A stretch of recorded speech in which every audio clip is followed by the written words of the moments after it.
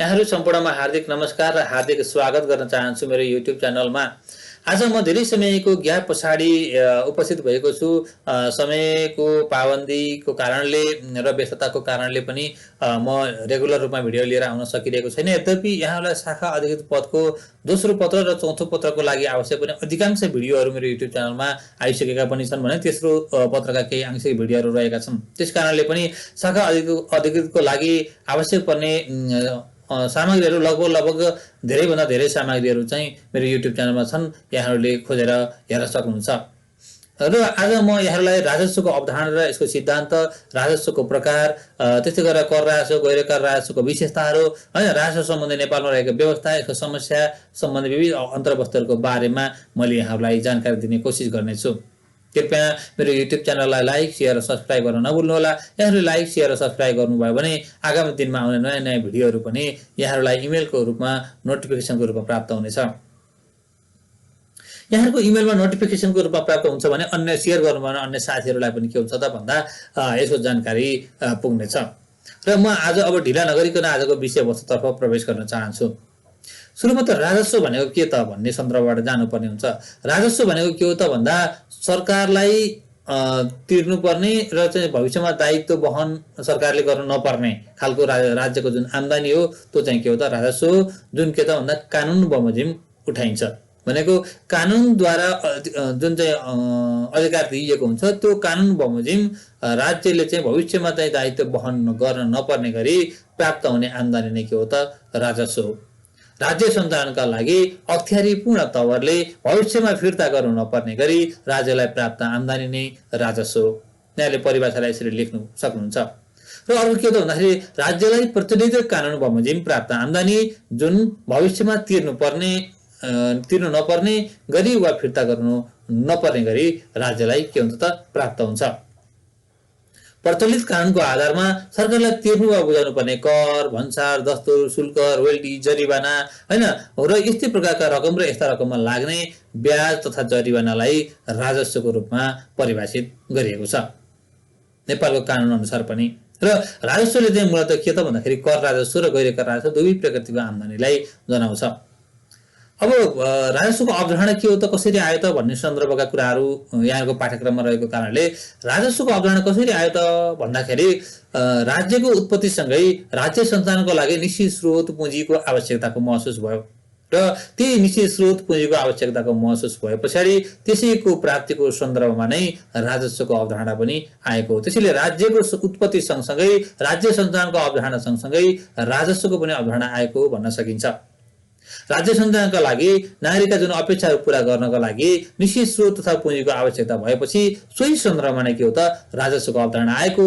राजस्वको रूपमा चाहिँ विगतमा अथवा प्रारम्भकालमा चाहिँ के हुन्छ त भन्दा अन्नबाली, वस्तु, कुत, हैन, श्रमदान र वस्तु विनिमय जस्ता कुराहरूबाट चाहिँ के हुन्छ त भन्दाखेरि वस्तु तथा सेवाको विनिमय गर्ने यो हिसाबले चाहिँ राज्यको चाहिँ स्रोत आम्दानी को रूपमा चाहिँ रहन्थ्यो भने मुद्राको जब विकास भयो त्यस सँगसँगै चाहिँ रकमको रूपमा, मुद्राको रूपमा राज्यले के त राजस्वहरू उठाउने प्रचलनको विकास भयो।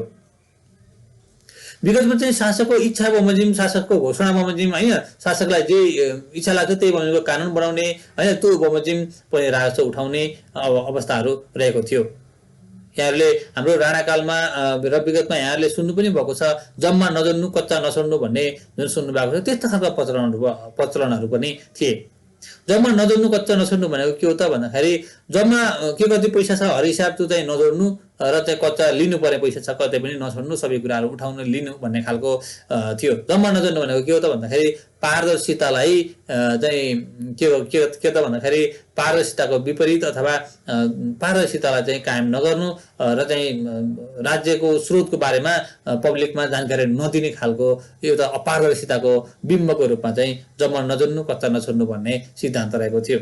यस्ता प्रचलनहरू रहेका थिए र राज्यको जब विकास भयो, नागरिकको चेतनामा विकास भयो, प्रजातन्त्रको उदय भयो, तत्पश्चात मात्रै के भयो त भन्दाखेरि कानुन बनाउने र कानुनद्वारा मात्रै कर लगाउन पाउने, उठाउन पाउने, हैन, राजस्व सङ्कलन गर्न पाउने व्यवस्थाको विकास भयो।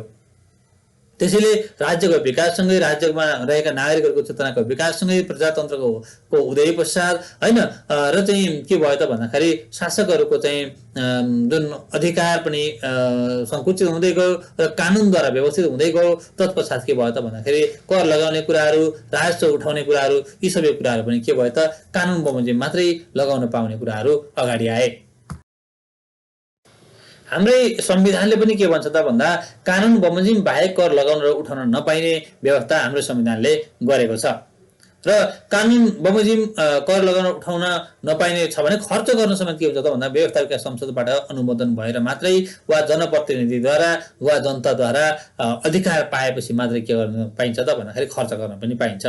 यहाँहरूको बजेट पनि संसदले जब पास गर्छ तत्पश्चात मात्रै खर्च गर्न पाइन्छ। यी कुराहरू रहेका छन्। सरकारको दायित्व तथा जिम्मेवारीमा वृद्धि हैन, जुन चाहिँ दायित्व जिम्मेवारीमा क्रमशः वृद्धि हुँदै गएको छ। नागरिकको तुल्यता अपेक्षाहरू छन्, त्यसको चाहिँ सम्बोधन गर्नुपर्नेछ। विश्वव्यापीकरण, उदारीकरण, सहकारीकरण र चाहिँ विकासको जुन प्राप्ति छ, विकासको जुन अपेक्षा छ, यी सबै कुराको प्राप्तिका लागि पनि राजस्व के हो त अति महत्त्वपूर्ण स्रोत रहेको हुन्छ। र राजस्वबाट चाहिँ जुन राज्यको नियमित आकस्मिक विकासात्मक गतिविधिहरू सञ्चालन गर्नुपर्नेछ। यो सबै कुराहरूको लागि राज्यको आम्दानी भनेको के हो त भन्दा राजस्व हो। त्यसैले राजस्व अति महत्त्वपूर्ण छ। अब राजस्वको आवश्यकता, महत्त्व भन्ने सन्दर्भ आयो भने यहाँहरूले लेख्न सक्नुहुन्छ।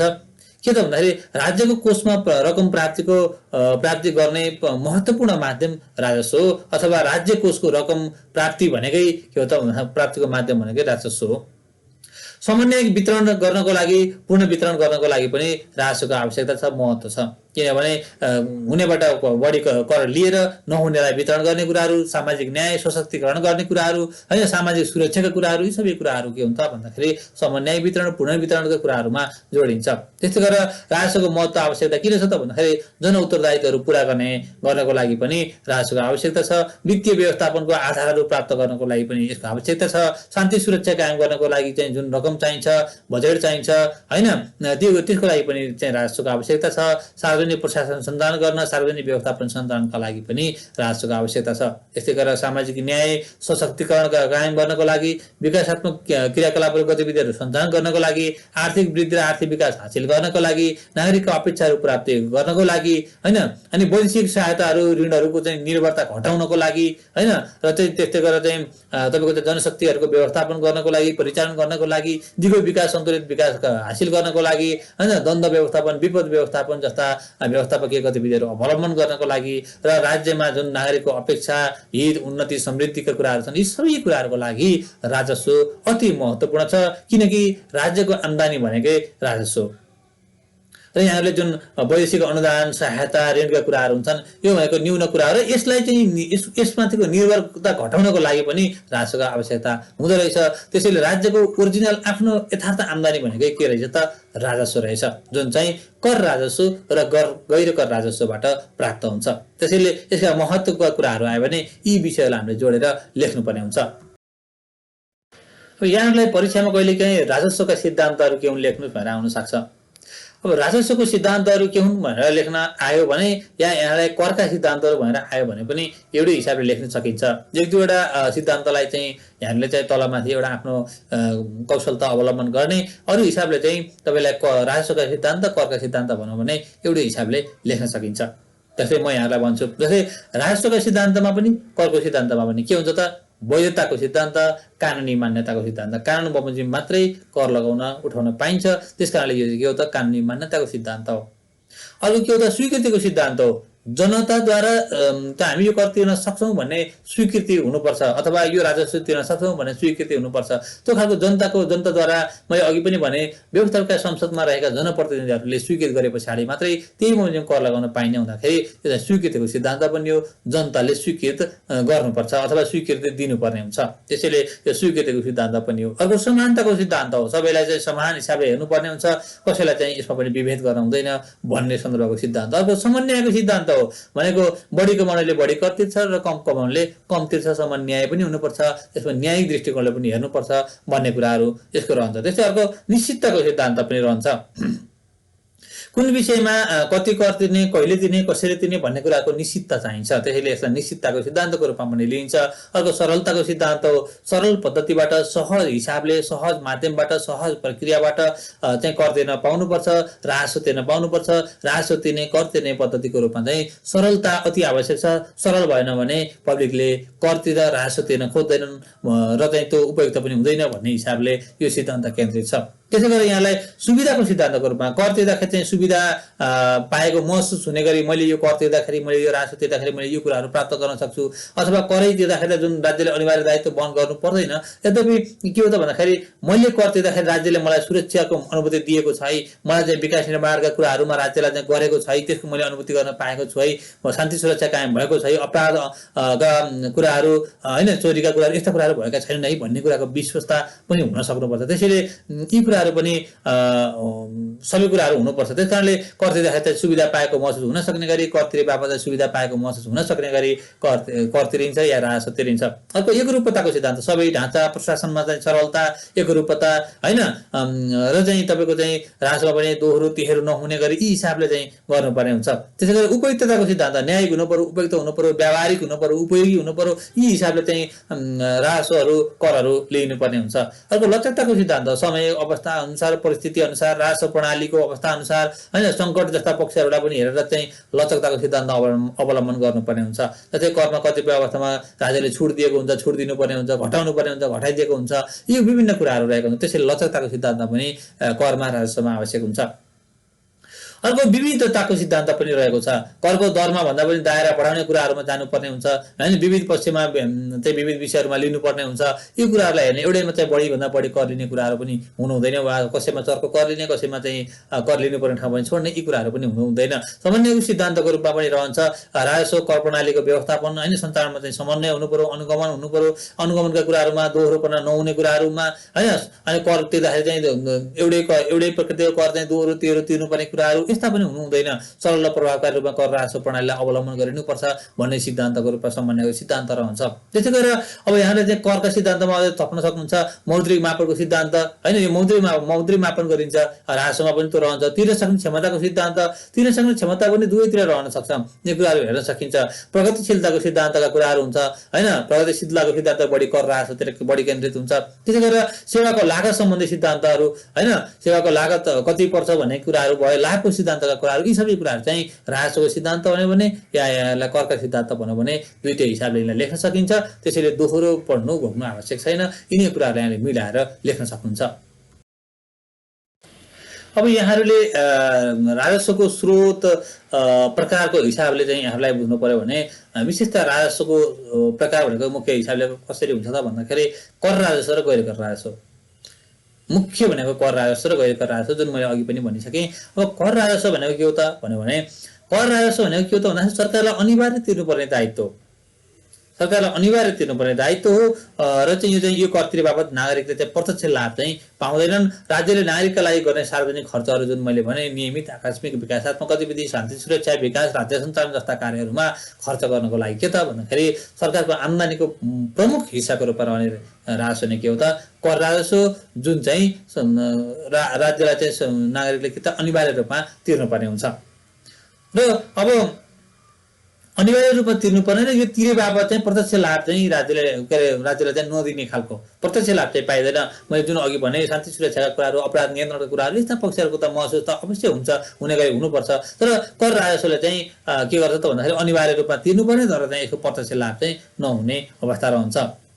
तपाईँको गैर कर राजस्व भनेको चाहिँ के हो त भन्दा स्वैच्छिक जस्तो हुन्छ, किनकि तपाईँ गएर सेवा लिनुभयो भने तपाईँले तिर्नुपर्ने हुन्छ। तर कर राजस्व भनेको चाहिँ तपाईँले सेवा नलिँदा पनि तिर्नुपर्ने हुन्छ, किनकि त्यो कर राजस्व चाहिँ सबैको हिसाबले राज्यलाई अनिवार्य तिर्नुपर्ने भुक्तानी हो। अब कर राजस्वलाई विशेषताका हिसाबले पनि बुझ्न सकिन्छ। कसरी त भन्दा यो अनिवार्य भुक्तानी हो, सरकारद्वारा मात्र उठाइन्छ, अन्यले कर राजस्व उठाउन पाउँदैन। सरकारले उपलब्ध गराउने सेवासँग प्रत्यक्ष सम्बन्धित हुँदैन होइन, सरकारले उपलब्ध गराउने सेवासँग प्रत्यक्ष सम्बन्धित पनि हुँदैन। सरकारी खर्चको प्रमुख स्रोतको रूपमा यो रहेको हुन्छ। कानुन बमोजिम मात्रै उठाउन पाइन्छ होइन, सार्वजनिक हितका लागि उठाइन्छ। कर नियमित तथा आवधिक रूपमा उठाउन सकिन्छ र चाहिँ कर भुक्तानी अनिवार्य दायित्व नतिर्नु चाहिँ के हो त कानुनको उल्लङ्घन हुन्छ र त्यो व्यक्ति के हुन्छ त भन्दाखेरि दण्डनीय हुन्छ। त्यसैले चाहिँ कर राजस्व भनेको के रहेछ त अनिवार्य भुक्तानी तिर्नै पर्ने रहेछ, नागरिकको हितको लागि रहेछ, सरकारी खर्चको प्रमुख स्रोतको रूपमा रहेछ, राज्यले उठाउने रहेछ, कानुनद्वारा उठाउने रहेछ। यी कुराहरूलाई यहाँले सम्झिनु पर्ने हुन्छ। अब करलाई पनि हामीले दुई प्रकारले हेर्न सकिन्छ। के त भन्दाखेरि प्रत्यक्ष कर र अप्रत्यक्ष कर भनेर मुख्यतया दुई किसिमले करलाई वर्गीकरण गरिएको पाइन्छ। अब करको प्रकारमा प्रत्यक्ष कर र अप्रत्यक्ष कर अन्तर्गत अब प्रत्यक्ष कर भनेको के हो त भने प्रत्यक्ष कर भनेको के हो त भन्दा करको भार सोझै करदातामा पर्ने र चाहिँ दायित्व चाहिँ अरूलाई नसर्ने खालको कर नै प्रत्यक्ष कर हो। यो चाहिँ प्रगतिशील करको रूपमा रहन्छ। यो चाहिँ पुनर्वितरणमा चाहिँ सहयोग गर्ने कर हो अथवा पुनर्वितरणको कार्य चाहिँ सिद्धान्तसँग बढी केन्द्रित छ प्रत्यक्ष कर। प्रत्यक्ष कर के त भन्दाखेरि करको भार सोझै नसर्ने भन्नाको अर्थ के तपाईको आम्दानी भयो, तपाईको आम्दानी बापत तपाईले तिर्नु परेको कर तपाईले स्वतः आफैले तिर्नु पर्ने हुन्छ, अरूले तिर्दैन हुँदैन। अरूले तिर्दैन हुँदैन भनेको आफ्नो आम्दानी को कर आफैले तिर्नु पर्यो, आफ्नो सम्पत्तिको हुन सक्छ, आफ्नो सम्पत्तिमा लाग्ने कर आफैले तिर्नु पर्यो हैन, ब्याजका कुराहरू होला हैन, यी कुराहरू रहन्छन्। जस्तै अब तपाईको चाहिँ प्रत्यक्ष कर अन्तर्गत एउटा त आम्दानीको करको कुरा मैले गरे यहाँलाई, व्यवसायमा आयकर भयो हैन, पारिश्रमिक आयकर भयो, ब्याज दर भयो, पुँजीगत लाभ कर भयो, लाभांश भयो हैन, त्यसैले घर जग्गा चाहिँ अन्य सम्पत्तिहरुमा लाग्ने करहरू भयो, यो सबै चाहिँ के हुन्छ प्रत्यक्ष करमा रहन्छ। अब गैर कर के अरे अप्रत्यक्ष कर भनेको के हो त भने अप्रत्यक्ष कर भनेको के हो त भन्दाखेरि कर तिर्नेले सोझै नतिरेर अर्को व्यक्तिले तिरेको हुन्छ अथवा करको दायित्व कर तिर्ने दायित्वको भार चाहिँ सरेको हुन्छ र हस्तान्तरण हुन सक्छ। कर तिर्ने सोझै नतिरेर अप्रत्यक्ष रूपमा तिर्ने कर हो। करको भार सर्छ हैन, कर तिर्ने भार एउटा पक्षमा र सोको प्रभाव चाहिँ अर्को पक्षमा पर्ने खालको कर चाहिँ अप्रत्यक्ष कर हो। जस्तै तपाईले विभिन्न वस्तु एउटा चाउचाउ तपाईले किन्नुभयो भने चाउचाउमा तिर्ने कर तपाईले प्रत्यक्ष रूपमा तिर्नु भएको हुँदैन, त्यो चाहिँ व्यवसायीले अथवा तपाईको चाहिँ सुरु उत्पादनकर्ताले व्यवसायले यिनीहरूले तिरेको हुन्छ। त्यसैकारणले यो चाहिँ के हुन्छ त करको भार सरेको हुन्छ, हामीले चाहिँ प्रत्यक्ष रूपमा तिरेको हुँदैन। जस्तै तपाईको भन्सार महसुलको कुराहरू हैन, पैठा र निकासीबाट चाहिँ जुन आयात निर्यातबाट हुन्छ अनि त्यसै गरेर भारतीय अन्तःशुल्क फिर्ताबाट चाहिँ तपाईले भन्सार महसुलहरू तिर्ने कुराहरू, त्यसै गरेर त्यो तपाईले प्रत्यक्ष तिर्नुहुन्न।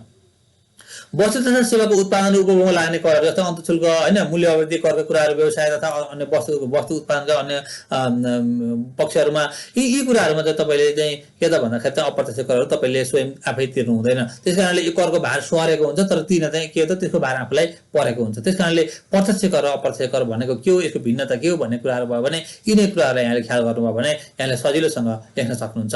त्यसैले करको भार प्रत्यक्ष आफूमा पर्ने, भार सर्ने, हस्तान्तरण हुने हैन, प्रगतिशील सिद्धान्तलाई अवलम्बन गर्ने, अप्रत्यक्ष करले चाहिँ त्यसलाई अवलम्बन गर्दैन, पुनर्वितरणका कुराहरू हैन, पुनर्वितरण प्रत्यक्ष करले गर्छ, अप्रत्यक्ष करले गर्दैन। यस्ता कुराहरू चाहिँ यहाँले भिन्नताको रूपमा लेख्न सक्नुहुन्छ। अब त्यस पछाडि म गैर कर राजस्वतर्फ जान चाहन्छु। कर राजस्व पश्चात अब म गैर कर राजस्वतर्फ जान चाहन्छु। गैर कर राजस्व भनेको के हो त भन्दाखेरि कर राजस्व बाहेक राज्यलाई प्राप्त हुने रकम जुन जनतालाई निश्चित सेवा सुविधा दिए बापत राज्यलाई तिर्नुपर्ने हुन्छ। राज्यले चाहिँ जुन नागरिकलाई दिने सेवा हुन्छ त्यो सेवाको आधारमा अथवा नागरिकले चाहिँ जुन सेवा लिन्छन् त्यो लिए बापत राज्यले लिने शुल्कको रूपमा रहन्छ। अथवा त्यो मात्रै नभएर दायित्व सिर्जना गरे बापत नागरिकले, किनभने कहिलेकाहीँ नागरिकले कानुनको उल्लङ्घन गर्यो भने उल्लङ्घन गरेपछि त उसले जरिवाना तिर्नु पर्ने हुन्छ, त्यो पनि गैर कर राजस्वमा रहन्छ। भनेपछि कानुनको उल्लङ्घन गरेर दायित्व सिर्जना गरे उसले भने त्यो अवस्थामा चाहिँ के हुन्छ त भन्दाखेरि करको दायित्व सिर्जना रहन्छ। त्यसैले यो गैर कर राजस्वको रूपमा रहन्छ। यो अनिवार्य दायित्व नभइकन सेवा लिए बापत वा दायित्व सिर्जना गरे बापत तिरिने राजस्व, सेवा शुल्क, दस्तुर, दण्ड, जरिवाना, सिफारिस शुल्क हैन, जुन प्रशासनिक रूपमा चाहिँ प्रशासनिक हिसाबले चाहिँ लिइन्छ, यी कुराहरू पनि गैर कर राजस्वमा रहन्छन्। व्यावसायिक रूपमा हेर्नु भने यहाँले विद्युत महसुलहरू तिर्नुहुन्छ, टेलिफोन शुल्कहरू तिर्नुहुन्छ, यो पनि तपाईले यो प्रयोग गरे बापत तिर्ने हो। त्यसैले यी पनि व्यावसायिक रूपमा लिने गैर कर राजस्वका कुराहरू भए। त्यसै गरी उपहार, अनुदान जस्ता आम्दानीहरू पनि रहे, यो राज्यको आम्दानीको रूपमा रहन्छ। यो त्यसैले यी कुराहरू चाहिँ गैर कर राजस्व अन्तर्गत रहे। र विशेषतः यहाँले जुन चाहिँ मैले अघि भने कर, सेवा शुल्क, दस्तुर, दण्ड, जरिवाना, सिफारिस शुल्क, रोयल्टी, जरिवाना हैन, यस्ता कुराहरू चाहिँ गैर कर राजस्व अन्तर्गत पर्दछन्। अब तपाईको चाहिँ गैर कर राजस्वमा चाहिँ यसको चाहिँ अरु के त भन्दाखेरि दस्तुर तथा शुल्कहरू गैर कर राजस्वमा के पर्छन् त भने दस्तुर तथा शुल्कहरू, दण्ड, जरिवाना, जफतका कुराहरू हैन, सरकारी सम्पत्ति, सेवा तथा वस्तुको बिक्री र त्यसको भाडाबाट प्राप्त हुने रकमहरू, लाभांशका कुराहरू, रोयल्टीका कुराहरू, सामा फिर्ताका कुराहरू हैन, सेवा शुल्क, सिफारिसका कुराहरू मैले गरि नै हाले। यी कुराहरू पनि के हुन्छ त गैर कर राजस्वमा पर्दछन्। अब गैर कर राजस्वको विशेषता के हुन्छ भने गैर कर राजस्वको विशेषता भनेको कर तिर्ने र भार वहन गर्ने व्यक्ति फरक हुन्छ। जुन मैले अघि पनि भने यहाँलाई एउटा चाउचाउको इक्जाम्पल दिएर भनेको थिएँ। त्यो हिसाबले फरक हुन्छ। अनि त्यसै गरेर मैले त अप्रत्यक्ष करतिर गएँ, त्यो चाहिँ कर तिर्ने र भार वहन गर्ने व्यक्ति चाहिँ फरक हुँदैन यसमा। किनभने गैर गरेर आएको छ भनेको त्यो के हो भन्दाखेरि सेवा लिए बापत दिने। त्यसैले यो कुराहरू आकर्षित नभइकन के हुन्छ त भन्दाखेरि तपाईँको चाहिँ जुन सेवा लिनुहुन्छ अथवा तपाईँले करको दायित्व चाहिँ सिर्जना गर्नुहुन्छ त्यहाँ चाहिँ गैर गरेर आएको तिर्नुपर्ने हुन्छ। यो चाहिँ अप्रगतिशील कर हुन्छ, प्रशासनिक आम्दानीको हिसाबले यो रहन्छ। त्यसैले तपाईँले यहाँ कर तिर्ने र भार वहन गर्ने व्यक्ति भन्ने कुराहरूलाई चाहिँ कर तिर्ने व्यक्ति र चाहिँ भार वहन गर्ने व्यक्ति चाहिँ स्वयं नै रहन्छ यसमा चाहिँ। र अप्रगतिशील करको रूपमा रहन्छ, प्रशासनिक आम्दानीको रूपमा रहन्छ, दायित्व सिर्जना गरे बापत मात्र तिर्नुपर्ने हुन्छ हैन। कर तिर्न सहज पनि हुन्छ, उपभोग खर्चको आधारमा करको भार अस्पष्ट हुन्छ यसमा। त्यसैले यी कुराहरू चाहिँ गैर कर राजस्वको विशेषताका रूपमा रहन्छन्। भनेपछि त्यो चाहिँ के हुन्छ त भन्दाखेरि सेवा लिए बापत मात्रै तिर्ने अथवा दायित्व सिर्जना गरे बापत मात्रै तिर्ने रहेछ, अप्रगतिशील करको रूपमा रहेछ, प्रशासनिक आम्दानीको रूपमा रहेछ, दायित्व सिर्जना गरे बापत मात्रै तिर्नुपर्ने रहेछ, कर तिर्न सहज हुने रहेछ। यी कुराहरू चाहिँ के हुन्छ भन्दा गैर कर राजस्वका विशेषताका रूपमा रहेका हुन्छन्। यहाँले कहिलेकाहीँ गैर कर राजस्वको सिद्धान्त भनेर आयो भने पनि मैले अघि यहाँलाई जुन करको राजस्वको सिद्धान्तहरू बताएको थिएँ तिनीलाई चाहिँ मिलाएर लेख्न सकिन्छ। यसमा पनि विशेष गरी गैर कर राजस्व भने के हुन्छ त लागत प्रभावकारिताको सिद्धान्त हैन। लागतको प्रभावकारितालाई हेरिन्छ, सेवा विनिमयको सिद्धान्तलाई हेर्नुपर्ने हुन्छ, सुविधाको सिद्धान्तलाई हेर्नुपर्ने हुन्छ, कानुनी मान्यता त हुनु नै पर्छ, वैधताको सिद्धान्तको कुरा, सामाजिक न्यायको सिद्धान्त, लाभको सिद्धान्त, लक्षताको सिद्धान्त, नियन्त्रणको सिद्धान्त, यी कुराहरू गैर राजस्वको सिद्धान्त भन्यो भने यी कुराहरूलाई चाहिँ तपाईँले जुन अघि मैले राजस्वको सिद्धान्त भनेको थिएँ तिनीहरूलाई चाहिँ मिलाएर लेख्न सकिन्छ। त्यसै गरेर अब राजस्व सम्बन्धी नेपालमा व्यवस्था के छ त भन्यो भने मूलतः हामी संविधानबाट जानुपर्ने हुन्छ। राजस्व सम्बन्धी नेपालमा व्यवस्था भनेको विशेष त संविधानले के भनेको छ त भन्दाखेरि समाजवाद उन्मुख अर्थतन्त्रको व्यवस्था गर्ने कुराहरूलाई मूल लक्ष्य लिएको छ। राज्यको प्रमुख आर्थिक उद्देश्यमा पनि समाजवाद उन्मुख अर्थतन्त्रका कुराहरू रहेको छ हैन। अनि आर्थिक सामाजिक न्याय पुनर्वितरणमा जोड दिएका कुराहरू छ। सामाजिक न्याय, समानता, समता, सशक्तिकरणको व्यवस्थाहरूलाई चाहिँ जोड दिएको छ संविधानले। आर्थिक कार्यप्रणालीहरूको व्यवस्था गरेको छ जुन चाहिँ प्रदेश, सङ्घ, स्थानीय तह तिनी कुराहरूमा रहेको छ। कानुन बमोजिम बाहेक कर लगाउन र उठाउन नपाइने व्यवस्थाहरू छ। अनि जनताबाट अनुमोदन नभइकन खर्च गर्न नपाइने व्यवस्थाहरू चाहिँ नेपालमा चाहिँ राजस्व सम्बन्धी कुराहरूमा यी कुराहरू रहेका छन्। अब तपाईँको चाहिँ कानुनी व्यवस्थाका हिसाबले हेर्नुभयो भने चाहिँ विशेष गरी चाहिँ तपाईँले चाहिँ अब राजस्व न्यायाधिकरण ऐन 2031 छ, आर्थिक ऐन भयो, विनियोजन ऐन भयो हैन, मूल्य अवधिकरण ऐन र चाहिँ नियमावली भयो, अन्तशुल्क ऐनहरू, थुप्रै कुरा छ, मदिरा ऐन नियमावलीहरू, आयकर निर्देशिकाहरू, अन्तशुल्क निर्देशिका, घर जग्गा निसर्गमा चाहिँ पुँजीगत लाभ करहरू सम्बन्धी निर्देशिका लगायत थुप्रै कानुनहरू छन्। यहाँले ती कानुनहरूलाई हेर्न सक्नुहुन्छ। गैर करतर्फ पनि यहाँले प्राइभेट फर्म रजिस्ट्रेसन ऐन भन्ने छ, कोर्ट फी ऐन भन्ने छ, हुलाक ऐन छ, विद्युत ऐन, वन ऐनहरू, पर्यटन बोर्ड ऐनहरू हैन, प्रदेश तथा स्थानीय तहका विभिन्न ऐन कानुनहरू रहेका छन् हैन, पानी कर ऐनहरू, स्वास्थ्य तथा ऐनहरू, विद्युत प्राधिकरण सम्बन्धी ऐनहरू लगायत यहाँको चाहिँ जुन कर राजस्वसँग सम्बन्धित ऐनहरू अलि विशिष्टीकृत छन्, कम छन् भने गैर कर राजस्वसँग त यहाँका धेरै निकायहरू आकर्षित पनि हुन्छन्। त्यो हिसाबले चाहिँ थुप्रै निकायहरू जस्तै कर राजस्वको सन्दर्भमा विशेष गरी अर्थ मन्त्रालय बढी केन्द्रित रहन्छ, आन्तरिक राजस्व विभाग हैन, कर कार्यालयहरू लगायत अर्थ मन्त्रालय बढी रिलेटेड यो चाहिँ स्पेसिफिक रूपमा रहेको छ भने तपाईको चाहिँ गैर कर शुल्कहरू लगाउने कुराहरू हैन चाहिँ तपाईको चाहिँ धेरै निकायहरू छन्, विभिन्न मन्त्रालयहरू हुन्छन्, अदालतले कोर्ट फी लिने कुराहरू, जरिवानाका कुराहरू, पर्यटन शुल्कहरू हैन, पासपोर्टको शुल्क, सिफारिस शुल्क, विभिन्न अनुमतिका शुल्कहरू, खानी विद्युतका परीक्षा शुल्कहरू, हुलाको चाहिँ शुल्कहरू हैन, लाभांश ब्याज, थुप्रै कुराहरू रहन्छन्। त्यसैले यसको चाहिँ कानुनी व्यवस्थाको कुराहरू भन्नु भने संस्थाको हिसाबले कानुनी हिसाबले चाहिँ हेर्नुपर्ने हुन्छ। अब नेपालमा राजस्व सम्बन्धी के कस्ता समस्याहरू छन् भनेर चाहिँ यहाँले अलिकति जान्नुपर्ने हुन्छ। अब नेपालमा राजस्व सम्बन्ध के छ त भन्दाखेरि कर तथा राजस्वसँग सम्बन्धित चाहिँ ऐनहरू कानुनहरू चाहिँ के छ सरल र एकीकृत रूपमा चाहिँ व्यवस्था भएको छैन। कतिपय दोहोरो तेह्रो भएको अवस्था पनि छ।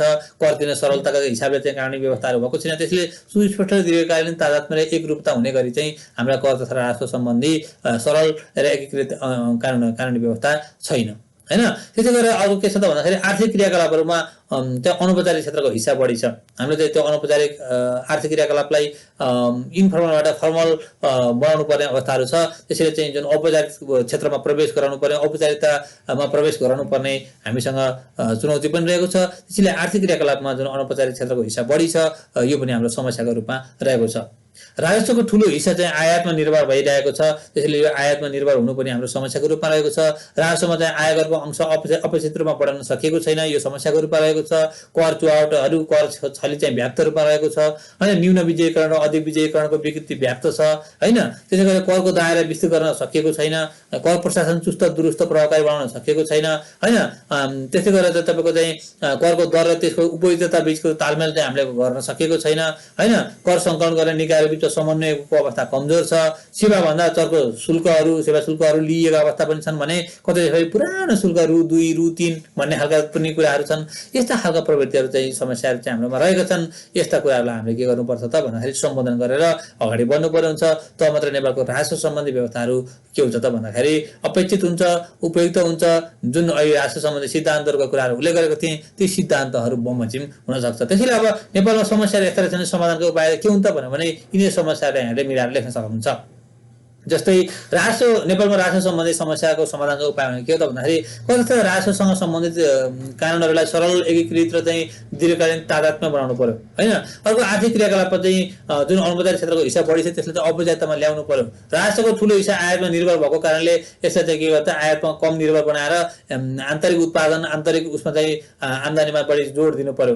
त्यसैगरी राजस्वको आयकरको अंश चाहिँ अपेक्षित रूपमा हामीले बढाउन सकेको छैन भनेपछि अब के गर्नुपर्छ भन्दाखेरि यसलाई अपेक्षित रूपमा बढाउनको लागि कर प्रशासनलाई चुस्त दुरुस्त प्रभावकारी बनाउनु पर्यो हैन। कर जुवाड छली जुन छ त्यसलाई चाहिँ हटाउनु पर्यो। त्यसको लागि चाहिँ जस्तै कर जुवाड छलीमा संलग्नहरूलाई अलिक कडा कारबाही पनि गर्नु पर्यो हैन। दण्ड पुरस्कारको व्यवस्थालाई प्रभावकारी बनाउनु पर्यो हैन। अनुगमनलाई, मूल्याङ्कनलाई प्रभावकारी बनाउनु पर्यो। न्यून विजयीकरण, अधिक विजयीकरणको जुन समस्याहरू छन् त्यसलाई चाहिँ चिर्नको लागि चाहिँ कर प्रशासनलाई चुस्त दुरुस्त पारदर्शी बनाउनु पर्यो, जिम्मेवार बनाउनु पर्यो हैन। त्यस्तै गरेर चाहिँ आधुनिक सूचना प्रविधिहरूको अवलम्बन गरिनु पर्यो। करको दायरा विस्तृत गरिनु पर्यो हैन। करको चाहिँ दर मात्रै विस्तृत गर्ने होइन कि दायरा विस्तृत गरिनु पर्यो हैन। कर प्रशासनलाई चुस्त दुरुस्त प्रभावकारी बनाउने कुराहरू भयो हैन। अनि करको दर र त्यसको चाहिँ उपयुक्तता बीचको तालमेल चाहिँ मिलाउनु पर्यो। कर संकलन गर्ने निकायहरू बीच समन्वय हुनु पर्यो हैन। कतिपय पुराना शुल्कहरू मैले अघि भने रु 1 रु 2 भन्ने खालका छन्, त्यसलाई चाहिँ समय सापेक्ष बनाउनु पर्यो। कतिपय असाध्यै चर्का शुल्कहरू छन् भने त्यसलाई चाहिँ हटाउनु पर्यो, घटाउनु पर्यो र उपयुक्त मिल्दो खालको सरलता, सहजता जुन सिद्धान्तका कुराहरू भनेको छु ती सिद्धान्तका कुराहरू अवलम्बन हुने गरी राजस्व सम्बन्धी व्यवस्थालाई प्रभावकारी बनाउनु पर्छ। यति भयो भने के हुन्छ त भन्दा नेपालको राजस्व व्यवस्था प्रभावकारी हुन्छ, राजस्वको आम्दानी वृद्धि हुन्छ, राजस्व चुहावट छली कम हुन्छ र के हुन्छ त भन्दाखेरि राज्यलाई प्राप्त हुने आम्दानी प्राप्त भएर वैदेशिक ऋण सहायताको भार पनि हामीलाई कम हुन जान्छ र समृद्ध नेपाल, सुखी नेपालीको सपनालाई साकार पार्नको लागि पनि यसले महत्त्वपूर्ण सहयोग पुर्याउँछ भन्ने हिसाबले हामीले लेख्न सकिन्छ। मैले आज यति कुराहरू यहाँलाई राखेँ। कस्तो लाग्छ भिडियो कृपया सल्लाह सुझाव प्रतिक्रियाको अपेक्षा गर्न चाहन्छु। यहाँको सल्लाह सुझावको अपेक्षाका सँगसँगै यो भिडियो हेरिसके पछाडि योसँग सम्बन्धित विषयमा यहाँलाई थप स्पष्ट भयो भन्ने अपेक्षाका साथ यो भिडियोबाट बिदा हुन्छु। हस्त, धन्यवाद।